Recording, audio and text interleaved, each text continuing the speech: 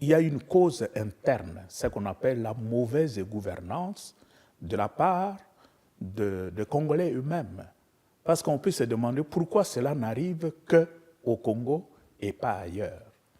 La remise en question par nous-mêmes de notre manière de gérer notre pays. Et malheureusement, depuis l'indépendance jusqu'à aujourd'hui, on a l'impression que l'homme congolais, la personne humaine congolaise, n'a jamais été au cœur des préoccupations de nos dirigeants. Tous ceux qui arrivent au pouvoir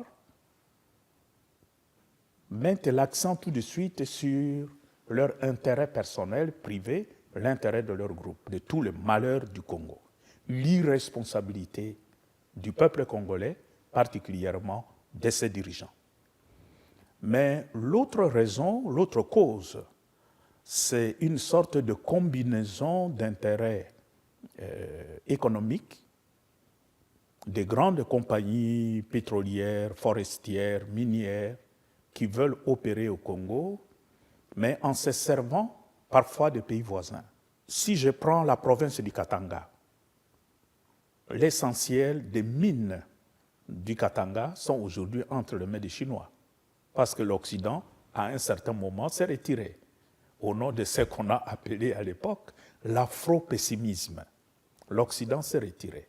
Mais les Chinois sont venus, ils ont tout pris. Pour eux, ça ne les intéresse pas si les conditions humaines, les conditions politiques, ça, ils ne s'intéressent pas à ça. L'Est du pays, qui n'est pas tout à fait entre les mains des Chinois, c'est devenu aujourd'hui une zone qui n'est contrôlée par personne. C'est comme un trou noir. Et ce trou noir, ce désordre, est entretenu. Parce que c'est là qu'il y a beaucoup de minerais qu'on appelle minerais stratégiques. Alors, nous étions vraiment choqués de voir que l'Union européenne a signé un accord avec le Rwanda sur les minerais stratégiques qui se trouvent au Congo. Et là, ça a beaucoup choqué au Congo. Même si derrière cet accord, il y avait la volonté de veiller à la traçabilité de ces minerais, etc. Mais la perception du point de vue du Congo, c'était comme si l'Occident veut créer le désordre à l'Est et en profiter pour exploiter les minerais stratégiques en partant du Rwanda.